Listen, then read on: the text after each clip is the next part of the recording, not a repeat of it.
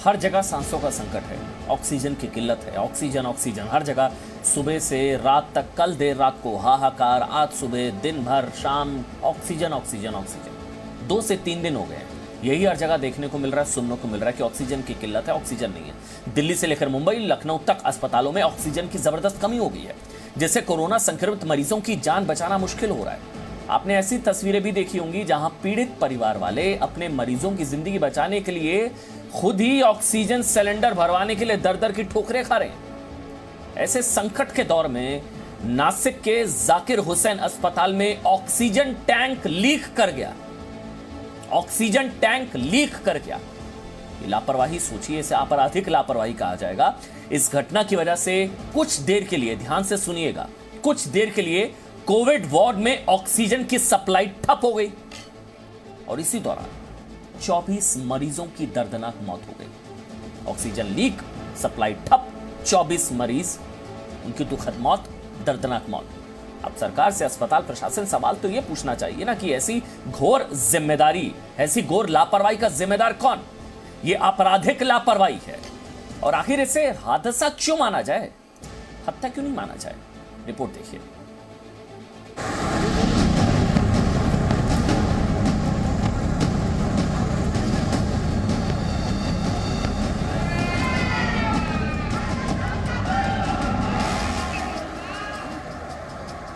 नासिक में अस्पताल के बाहर की भयानक तस्वीर।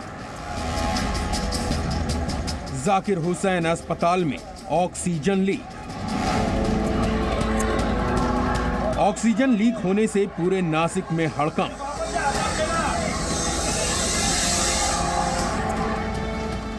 नासिक में यह बड़ी घटना दोपहर 12:30 बजे घटी। अस्पताल के बाहर ऑक्सीजन का टैंकर लीक हो गया। टैंकर लीक होने से अस्पताल में ऑक्सीजन की सप्लाई रुक गई। कहा जा रहा है कि उस समय अस्पताल में 1-2 नहीं, कुल 167 मरीज भर्ती थे, जिनमें से 58 ऑक्सीजन सपोर्ट पर थे, जबकि 15 मरीज वेंटिलेटर पर थे। लेकिन ऑक्सीजन न मिलने के कारण कई मरीजों ने कुछ ही मिनटों में दम तोड़ दिया। किसी ने अपनी बहू को सामने तड़प कर जान देते देखा, तो किसी बेटी की मां हमेशा के लिए उससे दूर चली गई। कितने लोग थे आपके? आपके कौन कौन थे वहाँ पे? बाजी मम्मी, इनकी मम्मी मेरे सास दिल्ली से यहाँ इलाज कराने के लिए आए थे। वो उनको गुरुवार से अभी तक पेशेंट था, अभी तक के ठीक थे, वो अभी तक के ठीक थे। सुबह चाय नाश्ता खाना खिला के गए वो। अरे ऑक्सीजन के लिए मर गए, वेंटिलेटर पे थी, ऑक्सीजन के लिए मर गए। इन लोगों ने मार डाला। एक डेट नहीं हुई, जितने भी पेशेंट थे सबकी डेट हो। इस घटना के बाद बेदर्द और नाकारा सिस्टम हमेशा की तरह एक बार फिर सामने आया। वेंटिलेटर पर ऑक्सीजन का दबाव कम होने की दलील देने लगा। मृतकों के परिवार वालों को 5-5 लाख मुआवजे का ऐलान किया गया। कहा गया जांच होगी, कार्रवाई करेंगे। लेकिन ऐसी चूक हुई क्यों? इस सवाल पर पूरे सिस्टम की जुबान पर ताला लग गया। याच्यामध्ये हा जे आहेत ते चूक जे झालेली आहेत ते दुर्दैवी चूक आहेत, टेक्निकल स्वरूपाची चूक आहे, ते डॉक्टरांची चूक नाही आहेत। आणि याच्यामध्ये जे लोकांची जी भावना आहेत ते भावना जे आहेत ते आम्ही व्यवस्थितपणे हँडल करू, त्याच्यासाठी हा सर्व नियोजन चालू आहे। अभी पूरी जानकारी मुझे अभी तक मिली नहीं है, लेकिन इस घटना की मैं पूरी मालूमात लेने की कोशिश करूंगा और ऐसी घटनाएं महाराष्ट्र में आगे चलकर कोई भी हॉस्पिटल में ना हो, कहीं भी ना हो। इसके लिए क्या करना चाहिए, इसके लिए हम सब मिलके इसके बारे में एक फैसला करेंगे। नासिक की घटना के बाद सवाल पूछे जा रहे हैं, कोरोना संकट में ऐसी घोर लापरवाही आखिर हुई क्यों और इसका जिम्मेदार कौन है? इतनी बड़ी घटना को हादसा क्यों माना जाए, इसे हत्या क्यों नहीं माना जाए? ऑक्सीजन के लीकेज से वहाँ पर मृत्यु हुए है, मैं ऐसा मानता हूँ कि बहुत ही विचलित करने वाली ये सारी घटना है। मैं मांग करना चाहता हूँ कि अन्य किसी अस्पताल में इस प्रकार से घटना न हो, इसके बारे में तुरंत ध्यान दिया जाए और ये जो सारी घटनाएं, इसकी एक बहुत ही डिटेल्ड इंक्वायरी भी की जाए, ऐसी हमारी मांग है। कोविड पेशेंट की मृत्यु है ठाकरे सरकार की बेजवाबदारी के कारण, ये मृत्यु ने हत्या है। लोगों की हत्या के लिए तुरंत क्रिमिनल नेग्लिजेंस के अंतर्गत कार्रवाई होनी चाहिए। जरा सोच कर देखिए, नासिक में मरीज कोरोना से बचने आए थे, लेकिन इतनी बड़ी लापरवाही से उनकी लाइफलाइन टूट गई। और बात सिर्फ इतनी भर भी नहीं है, लीकेज के दौरान 20 किलो लिक्विड ऑक्सीजन बर्बाद हो गई। वही ऑक्सीजन जो इस समय पूरे देश में कोरोना से संक्रमित लोगों का जीवन बचा रही है, जिसकी कमी से पूरे देश में कोहराम मचा है। ऐसे में इस मामले पर कार्रवाई और भी कड़ी होनी चाहिए। ऐसी लापरवाही पर सजा वो मिलनी चाहिए जो नजीर बन जाए। नासिक से योगेश खरे और राजीव रंजन के साथ ब्यूरो रिपोर्ट, जी मीडिया। आप सोचिए ना, एक छोटी सी लापरवाही, एक लापरवाही 24 जिंदगियों पर भारी पड़ी है। एक लापरवाही 24 जिंदगियों पर भारी पड़ी है। और नासिक के हादसे से आप ये तो समझ ही गए होंगे कि देश में कैसे हजारों नहीं बल्कि लाखों लोगों की सांस सिर्फ ऑक्सीजन के भरोसे टिकी हुई है। सप्लाई रुकी, सांसें बंद, सांसों का संकट कह लीजिए आप इसको। मतलब आप जो ऑक्सीजन के बड़े बड़े सिलेंडर देखते हैं ना, वो लंबे बड़े बड़े सिलेंडर, बस उन्हीं में जिंदगी भरी हुई है। उन्हें आप सांसों का सिलेंडर कह सकते हैं, उनके अंदर जिंदगियां हैं। वो सिलेंडर खाली हुए, मरीज की जिंदगी का काउंटडाउन शुरू हो रहा है। जी हाँ, खाली होते ही। और यही वजह है कि देश भर में ऑक्सीजन के टैंकर्स और सिलेंडर वाले ट्रकों को जबरदस्त सुरक्षा इंतजाम में एक जगह से दूसरी जगह पहुंचाया जा रहा है। पता नहीं कहां कैसे रुकावट आ जाए, टैंकर ट्रकों को खड़ा होना पड़ जाए, देरी हो जाए, वहां ना देर हो जाए, और वो देरी कहीं जिंदगी पर ना भारी पड़ जाए। और ऐसी सूरत में जबकि एक एक सांस की गिनती हो रही है, एक एक सेकंड इंपॉर्टेंट है, एक एक मिनट इंपॉर्टेंट है, एक पल की देरी भी किसी की जान ले सकती है। इसलिए आप इन दिनों ऐसी तस्वीरें देख रहे हैं, पुलिस की सुरक्षा, सख्त सुरक्षा में ऐसे ही ऑक्सीजन टैंकर्स को ले जाया जा रहा है। ये टैंकर्स भी दिल्ली हरियाणा के कोंडली बॉर्डर पर फंस गया था। केएमपी फ्लाईओवर पर फंसे इस टैंकर को दिल्ली पुलिस ने फौरन जाम से निकालकर ग्रीन कॉरिडोर बनाया और जयपुर गोल्डन अस्पताल तक पहुंचाया। एक एक सेकंड इंपॉर्टेंट है। हालांकि इस बार के कोविड लहर में ऑक्सीजन संजीवनी से कम नहीं है। पिछली बार की मांग के मुकाबले 2 गुने से ज्यादा उत्पादन हो रहा है, फिर भी सबको नहीं मिल पा रही है। 2 गुने से ज्यादा उत्पादन है, लेकिन अचानक डिमांड 10 गुना बढ़ गई। 10 गुना बढ़ गई है डिमांड। ऐसे में ऑक्सीजन हर जरूरी मरीज तक पहुंच सके, इसके लिए केंद्र सरकार ने एक एम्पावर्ड ग्रुप बना रखा है। एम्पावर्ड ग्रुप है यही ग्रुप, ऑक्सीजन बंटवारे की निगरानी कर रहा है। ऑक्सीजन की सप्लाई अस्पतालों को ही हो, यह भी सुनिश्चित किया जा रहा है। लेकिन जान बचाने के लिए लोग ऑक्सीजन प्रोडक्शन प्लांट्स तक खुद सिलेंडर लेकर दौड़ रहे हैं।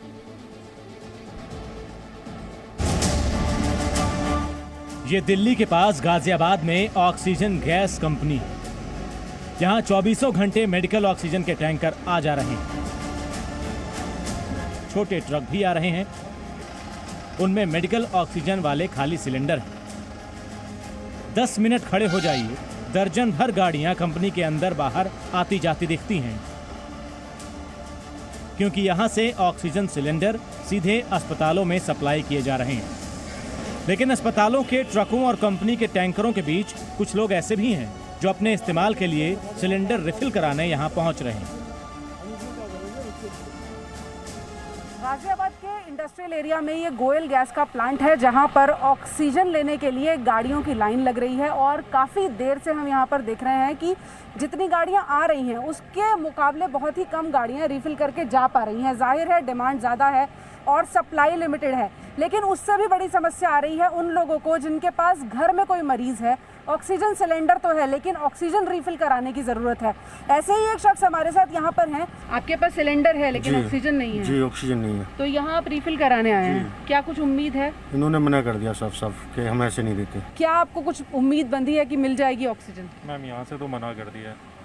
इससे पहले आपने और जगह भी कोशिश? सब जगह ट्राई कर लिया, नोएडा में सबके सेंटर बंद पड़े हुए हैं। मेडिकल हॉस्पिटल्स को मिल रहा है, लेकिन जो लोग घर इनपेशेंट हैं उनका क्या करें?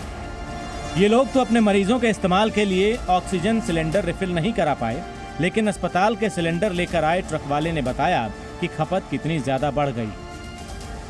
दिल्ली के एनसीआर के कई हॉस्पिटल इस तरह के इंडस्ट्रियल प्लांट्स में पहुंचकर अपनी ऑक्सीजन को रिफिल कराते हैं और आप लोगों का ये रोज़ाना काम है। अभी जितने सिलेंडर मैं आपकी गाड़ी में देख रही हूँ, ये इतने की रोज़ाना ज़रूरत पड़ती थी पहले? नहीं, हाँ, इतना पड़ता है, लेकिन अब ज़्यादा बढ़ गया है। अब ऐसा है ना, जैसे हम नया कस्टमर को ऑक्सीजन नहीं दे रहे हैं सिलेंडर, जो पुराने कस्टमर है ना, हम उसको पूरा नहीं कर रहे हैं, तो हम नया कस्टमर बना नहीं सकते हैं। आप भी रोज़ाना इतने सिलेंडर भरवा रहे थे, आजकल ज़रूरत ज़्यादा बढ़ गई है? मैडम, अब ज़्यादा ज़रूरत पड़ रही है। बढ़ गया है ज़रूरत। अभी जितनी सेक्टर 71 में ऑक्सीजन है कैलाश हॉस्पिटल में? अभी है। और जब ऐसे लोग जो घरों में ही अपने मरीज का इलाज कर रहे हैं उन्हें ऑक्सीजन उपलब्ध नहीं हो पा रही है, तो फिर वो अस्पतालों की ओर जाने को मजबूर हो रहे हैं। वैसे इस बार ऑक्सीजन की डिमांड इतनी ज्यादा है कि आपूर्ति पूरी नहीं हो पा रही है। देश भर में सबसे ज्यादा ऑक्सीजन सप्लाई करने वाली आइनॉक्स कंपनी के दावे के मुताबिक कोविड की मौजूदा लहर से पहले देश में रोज औसतन 700 टन ऑक्सीजन की खपत हो रही थी, लेकिन कोविड की दूसरी लहर के शुरू होते ही ये डिमांड अचानक 6000 टन से भी ऊपर पहुंच चुकी है, जबकि पिछले साल कोविड के उच्चतम संक्रमण काल में भी अधिकतम 2800 टन ऑक्सीजन की जरूरत पड़ी थी। हमारे देश में जो प्रोडक्शन होता है वो लगभग 7500 मेट्रिक टन है। इसमें से कुछ उद्योगों द्वारा इस्तेमाल किया जाता है और कुछ अस्पतालों द्वारा इस्तेमाल किया जाता है। हम देश में सभी राज्यों को 6600 मेट्रिक टन 7500 में से एलोकेट कर रहे हैं। ऑक्सीजन की जरूरत इतनी ज्यादा बढ़ गई है कि कोविड मरीजों तक ऑक्सीजन पहुंचाने में देश की सरकारी और निजी तमाम कंपनियां जुट गई हैं। देश में सबसे ज्यादा ऑक्सीजन आइनॉक्स कंपनी बना रही है। करीब 3300 टन ऑक्सीजन रोज आइनॉक्स उपलब्ध करा रही है, जिसमें 800 अस्पतालों में ऑक्सीजन प्लांट लगे हुए हैं, जहां 2000 टन रोज ऑक्सीजन उपलब्ध कराई जा रही है। इसके अलावा पेट्रोलियम कंपनियां भी ऑक्सीजन सप्लाई में जुट गई। इंडियन ऑयल दिल्ली, हरियाणा, पंजाब में रोज 150 टन ऑक्सीजन दे रहा है। भारत पेट्रोलियम भी 100 टन ऑक्सीजन हर दिन उपलब्ध करा रहा है। इफको भी 33 टन ऑक्सीजन रोज अस्पतालों को दे रहा है। फिर भी ऑक्सीजन की मांग इतनी ज्यादा बढ़ती जा रही है। सिलेंडर्स की दरकार इतनी ज्यादा बढ़ती जा रही है कि देश के हर जरूरतमंद मरीज तक ऑक्सीजन नहीं पहुंच पा रही। कई बार इसमें ऑक्सीजन के उत्पादन केंद्र से अस्पतालों तक की दूरी भी किल्लत की बड़ी वजह बन रही है। गाजियाबाद से पूजा मक्कड़ के साथ ब्यूरो रिपोर्ट, जी मीडिया। लेकिन कम से कम आप अपनी जिम्मेदारी जरूर निभाइए। हम बार बार ये कह रहे हैं, सवाल भी यही रहता है कि क्या आपने वैक्सीन लगाई है? अगर नहीं लगवाई है तो जल्द लगवाइए। जी न्यूज़ ये अपील करता है कि 1 मई से पहले 45 साल की उम्र से ज़्यादा के लोग वैक्सीन ज़रूर लगवाएं, बहुत ज़रूरी है। और 1 मई के बाद 18 साल से ज़्यादा की उम्र के सभी नागरिक टीकाकरण अभियान में शामिल हो, क्योंकि अब हम आपको वैक्सीन से जुड़ी जो बड़ी खबर बताने जा रहे हैं वो कोरोना से पूरे देश का डर दूर करने वाली होगी। नेगेटिविटी का माहौल है ना, मतलब आप सोचिए ना, अफवाहों को ऑक्सीजन दी जा रही है, नेगेटिविटी को बहुत ऑक्सीजन मिल रही है, इसलिए पॉजिटिव खबर बहुत ज़रूरी है, जिसे सुनकर हर नागरिक का ऑक्सीजन लेवल अपने आप बढ़ जाएगा। हमारी कोशिश भी ये है, पॉजिटिविटी बहुत ज़रूरी है ऐसे माहौल में। आप ये समझिए कि वैक्सीन से जुड़ी ये खबर इस संकट काल में संजीवनी से कम नहीं है।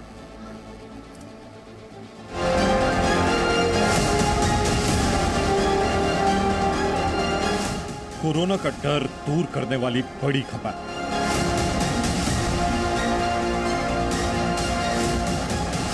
देश के बड़े डॉक्टर को बहुत ध्यान से सुनिए।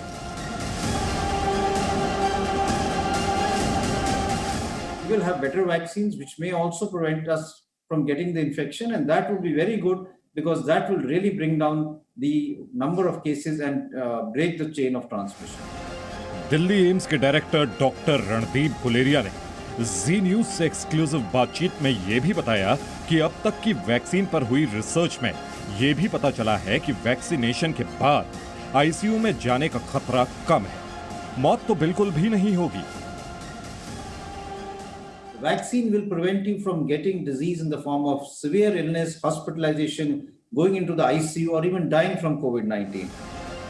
यानी वैक्सीन लगवाएं तो कोरोना से जान जाने का खतरा बहुत कम हो जाएगा। इस बीच आपके लिए वैक्सीन से जुड़ी हुई हमारे पास एक और अच्छी खबर है। क्या आपको मालूम है कि भारत में बनी स्वदेशी कोवैक्सीन 70 से 80% नहीं बल्कि पूरे 100% कारगर है। ये बड़ा दावा कोवैक्सीन बनाने वाली कंपनी भारत बायोटेक ने किया है। आईसीएमआर ने भी अपनी रिसर्च में कोवैक्सीन को बहुत कारगर बताया है। आईसीएमआर के मुताबिक कोवैक्सीन कोरोना के अलग अलग वेरिएंट से लड़ सकती है। इतना ही नहीं, ये वैक्सीन कोरोना के डबल म्यूटेंट से भी लड़ने में कारगर है। याद कीजिए अपने ही देश में कैसे इसी स्वदेशी कोवैक्सीन पर एक समय जमकर सियासत की गई थी। कांग्रेस से लेकर कई विपक्षी पार्टियों ने कोवैक्सीन की क्षमता पर सवाल उठाए थे। बाद में इस राजनीति को खत्म करने के लिए प्रधानमंत्री ने खुद कोवैक्सीन लगवाई थी। अब आगे बढ़ने का वक्त है और इस बीच एक और राहत पहुंचाने वाली जानकारी ये है कि देश में कोरोना से मृत्यु दर कम हो रही है। कोरोना से होने वाली मौतों का आंकड़ा कम हो रहा है। 274 जिले ऐसे हैं जहां पॉजिटिविटी 5% से 15% के बीच में है। आप लोगों को स्मरण होगा कि WHO की गाइडलाइंस ये कहती हैं कि 0 से 5% के बीच जब पॉजिटिविटी रहती है तो आप इस पेंडेमिक को बेहतर तरीके से मैनेज कर सकते हैं। 308 जिले ऐसे हैं देश में जहां पॉजिटिविटी अभी भी 5% से कम है। स्वास्थ्य मंत्रालय के मुताबिक देश के सिर्फ 5 राज्यों में ही कोरोना के 1 लाख से अधिक केस हैं। हालात काबू में आ सकते हैं, लेकिन इसके बाद भी हमारी आपसे अपील है, लापरवाही बिल्कुल ना करें, मास्क लगाकर रखें, दवाई और कड़ाई का पालन करें, तभी कोरोना के केस बढ़ने से रोक पाएंगे और तभी हमारा देश कोरोना के खिलाफ चल रही लड़ाई को जीत पाएगा। ब्यूरो रिपोर्ट, जी मीडिया। और एक बड़ी खबर आपको बता दें, ऑक्सीजन के इंडस्ट्रियल इस्तेमाल पर रोक लगाने के लिए कह दिया है दिल्ली हाईकोर्ट ने केंद्र को। यह बड़ी खबर है क्योंकि ऑक्सीजन की उपलब्धता को लेकर एक याचिका पर सुनवाई हो रही थी, जिसमें दिल्ली हाईकोर्ट ने कह दिया है, केंद्र को आदेश दिया है कि तुरंत प्रभाव से इंडस्ट्रियल पर्पस के लिए ऑक्सीजन के इस्तेमाल पर रोक लगाई जाए। यह बड़ी खबर है और कहा है कि किसी भी तरीके से by whatever means it is required, किसी भी तरीके से ऑक्सीजन उपलब्ध कराई जाए। Right to life of citizens जो है लोगों के जीने के अधिकार की सुरक्षा करे केंद्र। We direct centre to protect right to life of citizens, मतलब दिल्ली हाईकोर्ट ने केंद्र को कहा है कि हम आपको आदेश देते हैं कि आप लोगों के जीने के अधिकार की सुरक्षा करें और जो भी मेडिकल ऑक्सीजन की जरूरत है उसको किसी भी तरीके से आप उपलब्ध कराएं और इंडस्ट्रियल पर्पस के लिए ऑक्सीजन का इस्तेमाल जो हो रहा है उस पर तुरंत प्रभाव से रोक लगाए केंद्र। दिल्ली हाईकोर्ट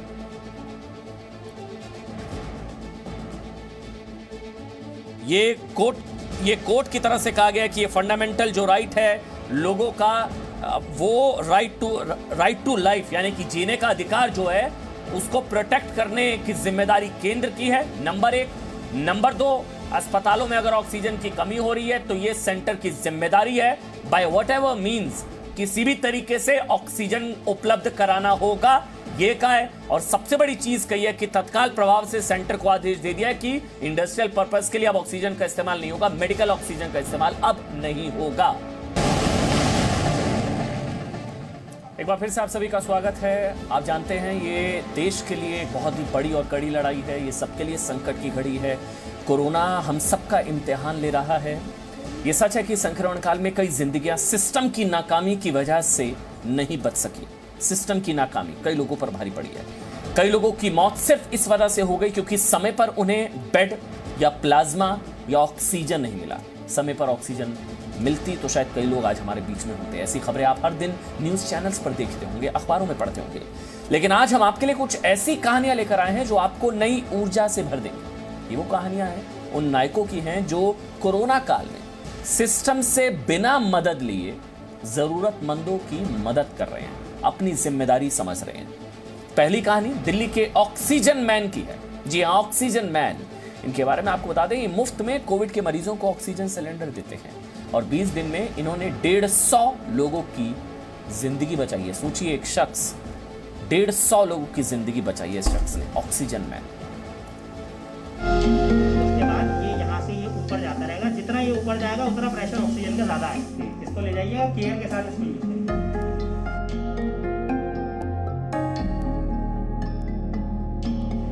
जरूरतमंदों को मुफ्त में ऑक्सीजन दिलाता है। नाम है आसिम, ऑक्सीजन मैन कहलाता है। मुझे ऑक्सीजन सिलेंडर चाहिए, अभी है अवेलेबल आपके पास? भाई आपका पेशेंट है कोई? हाँ जी, पेशेंट है। उनकी ऑक्सीजन टेस्ट करिए आपने ऑक्सीजन ऑक्सीमीटर से? हाँ जी, 72 आ गई। 72 तो भाई बहुत कम है, आपको सिलेंडर की ज़रूरत है एक। भाई इस वक्त बहुत ज़्यादा क्राइसिस हैं और सिलेंडर नहीं मिल रहा है, लेकिन मेरे पास अभी भी 2 अवेलेबल हैं। तो आपको वैसे तो हमारे पास 40 सिलेंडर्स हैं, लेकिन 2 अवेलेबल हैं, तो आप कला महल के सेंटर में आ जाइए।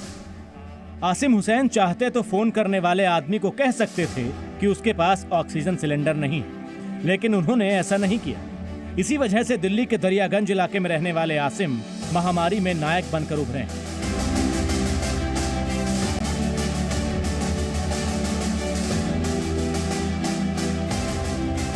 बी ह्यूमन नाम से एनजीओ चलाने वाले आसिम दिल्ली में ऑक्सीजन की किल्लत के बीच भी जरूरतमंदों को मुफ्त में ऑक्सीजन सिलेंडर मुहैया कराते हैं।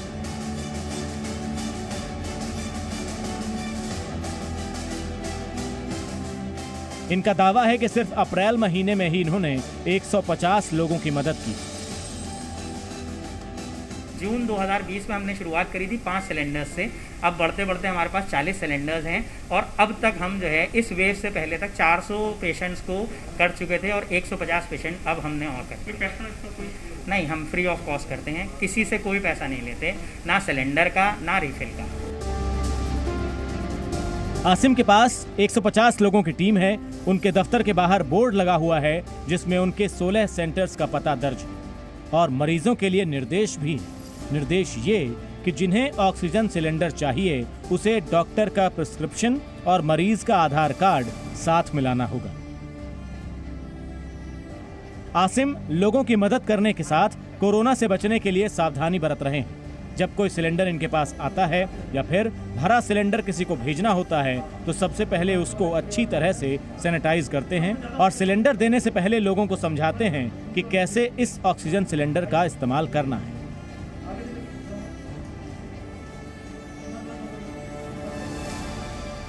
यहाँ पे ना ये पता लगेगा सिलेंडर कितना भरा हुआ है जब आप इसको खोलेंगे, तो ये यहाँ पे आ जाएगा 100 हो गया ये पूरा। उसके बाद ये मास्क लगाने के बाद ये मास्क आप इधर दीजिएगा और ये वाले से आप जब इसको ओपन करेंगे तो ये लेवल आ जाएगा। 2 mg पर लीटर पे चलाना है, 4 पे चलाना है, 6 पे चलाना है, ये डॉक्टर आपको बताएगा।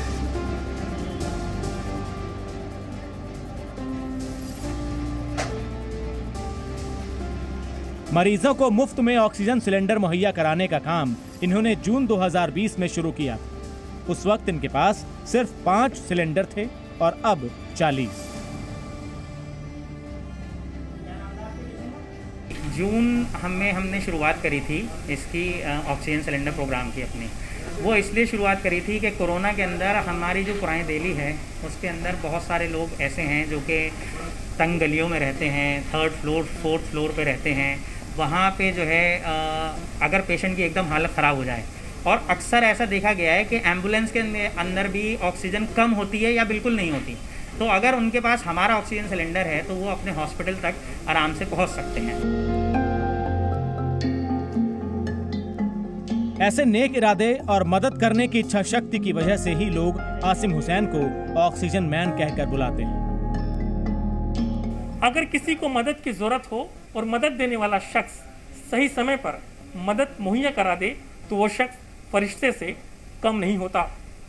आसिम हुसैन यानी ऑक्सीजन मैन का हौसला हमें ये सीख देता है कि अगर हम एकजुट होकर लोगों की मदद करें और फिर कोरोना नियमों का पालन करें तो हम जल्द ही इस वायरस से पार पा सकते हैं।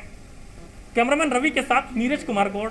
कि अफवाहों को जिस तरह से ऑक्सीजन मिल रही है, नेगेटिविटी को जिस तरह से ऑक्सीजन मिल रही है, ऐसे दौर में ये पॉजिटिविटी बढ़ाने वाली खबर आपके लिए हम विशेष तौर पर लेकर आए। ऑक्सीजन मैन, जी हाँ। हमारी दूसरी कहानी मुंबई से है। कोरोना काल में, संक्रमण काल में मुंबई के हालात बेहद नाजुक हैं, लेकिन इस नाजुक समय में भी प्रिया राव जैसी महिलाएं हैं जो कोविड मरीजों के लिए अन्नपूर्णा बनकर सामने आई हैं।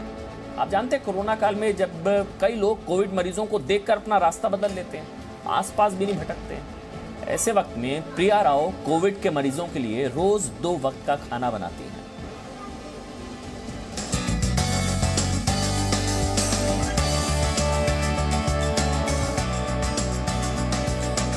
मुंबई में कोविड मरीजों की अन्नपूर्णा।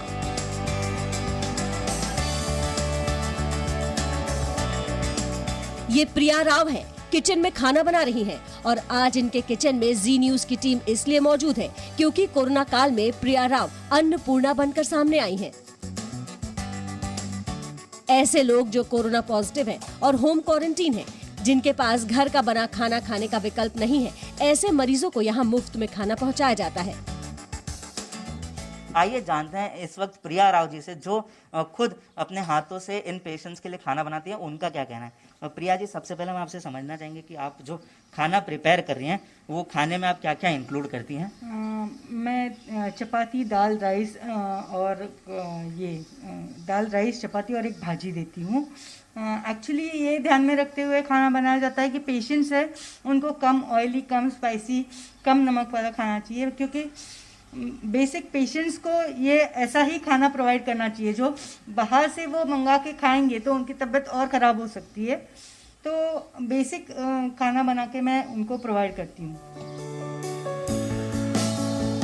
इस नेक काम में प्रिया राव के साथ कई लोगों की एक टीम है जिसे वी ग्रुप के नाम से जाना जाता है। मीरा रोड से संचालित मुहिम में लोगों को 2 वक्त का खाना मिलता है। मरीजों को खाने के पैसे नहीं देने पड़ते। संक्रमण का खतरा रोकने के लिए डिस्पोजेबल डिब्बे में खाना दिया जाता है। रोजाना 30 से 40 लोगों को उनके घर तक खाना पहुंचाया जाता है। टिफिन में 3 चपाती, चावल, दाल और 1 सब्जी होती है। खाने के पैसे और अनाज खुद वी ग्रुप जुटाता है।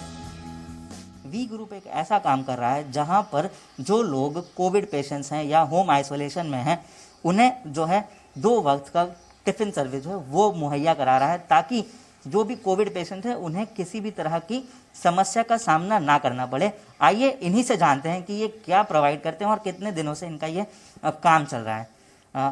वी ग्रुप, सबसे पहले हम हमसे जानना चाहेंगे कि ये जो आपने टिफ़िन सर्विस शुरू किया है वो क्या है और आप टिफ़िन में क्या क्या प्रोवाइड करते हैं। जो हमने टिफ़िन सर्विसेज चालू की है वो बेसिकली जो कोविड पेशेंट्स हैं जिनको होम क्वारंटाइन किया गया, उनकी फैमिलीज़ को होम क्वारंटाइन किया गया, इनके लिए हमने ये टिफ़िन सर्विसेज चालू की है।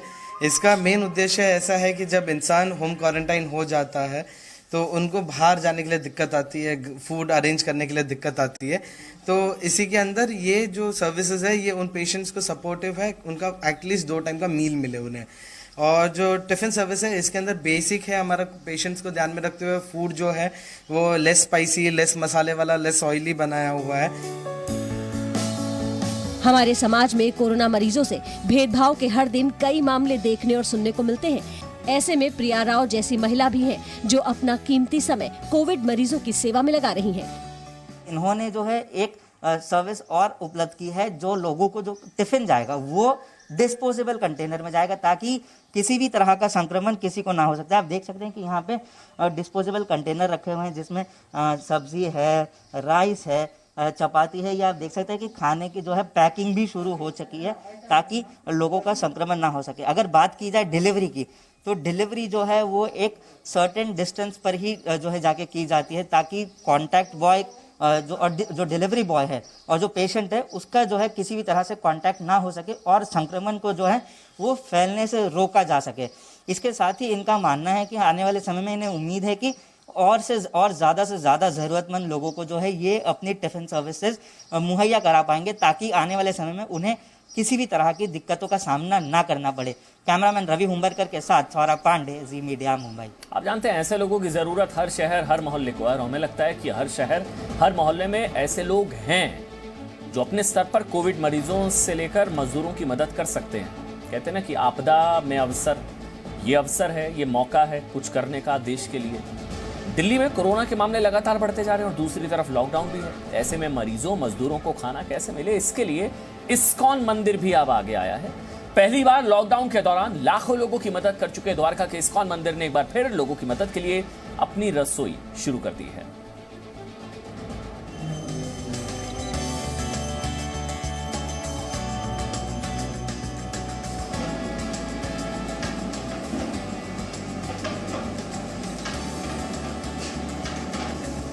दाल बन रही है, पापड़ तले जा रहे हैं, सब्जी बनाई जा रही है। दिल्ली के द्वारका में इस्कॉन मंदिर का ये किचन हॉल जरूरतमंदों के लिए पूरी तरह तैयार है। देखिए, कोरोना लॉकडाउन के टाइम पिछले साल लाखों लोगों की मदद कर चुकी इस्कॉन जो संस्था है, इस्कॉन जो मंदिर है, उसके किचन में आज मैं आपको ले चलती हूँ। देखिए, यहाँ पे खाना बन रहा है। फिर से ये जो है एक शुरुआत की गई है। जैसे जैसे दिल्ली में केसेस दोबारा से बढ़ रहे हैं, वैसे ही इन लोगों ने ये किचन यहाँ पर दोबारा शुरू कर दिया है। पिछले साल लाखों लोगों को इस किचन ने मदद की थी। इस साल भी टारगेट यही यहाँ पे लेके चल रहे हैं। यहाँ पे आप देखेंगे तो सबसे इम्पॉर्टेंट चीज़ जो यहाँ पे देखने वाली, सबसे महत्वपूर्ण जो यहाँ पे देखने वाली चीज़ है वो ये है कि यहाँ पर सैनिटाइजेशन का बहुत ध्यान रखा जा रहा है। देखिए, घुसने से पहले अगर आप देखेंगे तो सबको ग्लव्स दिए जा रहे हैं, पैरों में पहनने के लिए, पैरों को कवर करने के लिए कुछ दिया जा रहा है। सबके जो है सिर जो है कवर्ड हैं, किसी भी तरह की यहाँ पर लापरवाही नहीं बरती जा रही है। सब कुछ सैनिटाइज्ड है, सब कुछ अच्छे से यहाँ पर है जो बनाया जा रहा है, शुद्ध खाना बनाया जा रहा है। कोरोना काल में सबसे जरूरी है मास्क पहनना और सामाजिक दूरी का पालन करना। इस्कॉन मंदिर में खाना बनाते समय भी कोरोना नियमों का पालन किया जा रहा है। चलिए, मैं आपको मंदिर की जो किचन संभालते हैं, किचन का पूरा रख रखाव करते हैं, उन्हीं के पास ले चलती हूँ। किस तरह से यहाँ पे खाना बनता है, किस तरह से कौन से मसाले यूज़ होते हैं, क्या क्या प्रिकॉशंस ये लोग रख के खाना बनाते हैं, आपसे इनसे जान लेते हैं। सर, किस तरह से जो किचन में खाना बन रहा है, जो मसाले यूज़ हो रहे हैं, सैनिटाइजेशन का ध्यान रखा जा रहा है, उसके बारे में कुछ बताइए। बिल्कुल, हम लोग सबसे पहले तो पूरी सैनिटाइजेशन का ध्यान रखते हैं। किचन में आने से पहले हर किसी को सैनिटाइज किया जाता है, टेम्परेचर चेक किया जाता है। आफ्टर दैट हमारे पास सैनिटाइजेशन मशीन है जो कि पूरी की पूरी बॉडी को सैनिटाइज करती है। हम लोग मास्क, ग्लव्स, हेयर कैप और शूज़ नहीं, इसमें शूज़ तो नहीं इस्तेमाल करते, शूज़ कवर इस्तेमाल करते हैं हम लोग। और सोशल डिस्टेंसिंग आप देख सकते हैं, एक चूल्हे और दो चूल्हों के बीच में टोटल सोशल डिस्टेंसिंग है। लोगों के लिए खाना बनाते समय इम्यूनिटी पर विशेष ध्यान दिया जा रहा है। यानी खाना इस तरह से बनाया जा रहा है कि लोग जब खाएं तो उनकी इम्यूनिटी भी मजबूत हो। यहाँ पर जितने भी मसाले हैं जो खाने में बनते हैं, जो खाने में यूज़ होते हैं, वो यहाँ पर रखे हुए हैं। हर मसाला कोरोना से लड़ने के लिए जो है हर कोई इन मसालों का नाम लेता है। ये मसाले खाने में यूज़ होते हैं, साफ़ सुथरे मसाले हैं। यहाँ पर खाना बन के जो है तैयार रखा हुआ है। ये खाना पहले यहाँ पर भोग के रूप में भगवान को दिया जाता है, उसके बाद ही इस खाने को आगे किसी को खिलाया जाता है। निश्चित तौर पर बहुत अच्छी शुरुआत है मंदिर की तरफ से। पिछली बार की तरह जैसे लाखों लोगों की मदद की, इस साल भी लाखों लोगों की मदद करने का टारगेट मंदिर लेके चल रहा है। मैंने आपको दिखाया कितना सैनिटाइज्ड खाना यहाँ पर बन रहा है, लोगों की हेल्थ का ध्यान रखा जा रहा है, सारे महत्वपूर्ण मसाले यहाँ पर यूज़ किए जा रहे हैं। इसके अलावा एक चीज़ जो बहुत महत्वपूर्ण है वो ये भी है कि यहाँ पर गिलोय का जो जूस है वो हर किसी को दिया जाता है, क्योंकि गिलोय के जूस के लिए भी लोग कहते हैं कि इम्यूनिटी बढ़ाने के लिए गिलोय का जूस बहुत ज़रूरी है। सब्जी में ऐसे मसालों का ज्यादा इस्तेमाल किया जाता है जिससे इम्यूनिटी बढ़ती है। आप ये देख सकते हैं, यहाँ पर हमारे पास सारे के सारे मसाले हैं जो कि हम इसमें इस्तेमाल करते हैं। स्पेशली तौर पे हम लोग इसमें सुबह सुबह गिलोय हम लोग इस्तेमाल करते हैं। गिलोय हम लोग थोड़ा बहुत खाने में भी यूज़ करते हैं ताकि हम लोगों की इम्यून पावर को बढ़ा सकें। गिलोय का जूस पिलाया जाता है लोगों को, और उसके साथ स्वच्छता का पूरा ध्यान रखा जाता है, क्योंकि मंदिर है। सबसे पहली बात, भगवान को भोग लगाया जाता है। यहाँ से कोई भी एक चीज़ अगर जाती है तो भोग लगा के ही जाती है।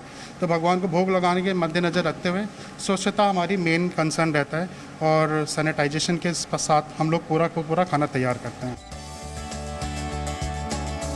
पिछले साल इस्कॉन मंदिर की इस रसोई को दुनिया की सबसे बड़ी रसोई का खिताब मिला था। उस वक्त लॉकडाउन के समय मंदिर ने लोगों तक 3 करोड़ खाने की थाली पहुंचाई थी, और अब जब कोरोना का खतरा साल 2020 से भी ज्यादा बढ़ा हुआ है, एक बार फिर इस्कॉन मंदिर प्रबंधन जरूरतमंदों को खाना खिलाने में जुट गया है। मंदिर के स्टाफ का यही कहना है कि पिछले साल जिस तरह लाखों लोगों को मदद की, इस साल भी यही टारगेट लेके चल रहे हैं। जिस तरह लगातार कोरोना के मामले दिल्ली में बढ़ रहे हैं, तो दिल्ली से शुरुआत करके इस मुहिम को पूरे देश तक पहुंचाने का जो है टारगेट फिलहाल मंदिर लेकर चल रहा है।